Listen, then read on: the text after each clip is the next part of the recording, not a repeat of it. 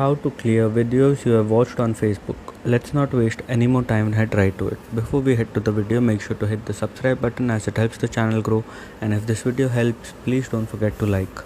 Now let's head to the video. It's very quick and simple. First you open the Facebook app. On the top 3 you'll find 3 lines. You click on that and then you click on settings and privacy, and then you click on settings. Once you click on settings, here you have to scroll down and you'll find an option of your activity. In that you have to choose activity log. Once you choose activity log, here you'll find an option of your Facebook activity. You click on that and here you'll find multiple options, but you have to choose manage posts. Once you click on manage posts, here you can choose whichever singular video you want to choose and you can click on delete, and or else you can one by one whichever videos that you have recently viewed, you can clear it.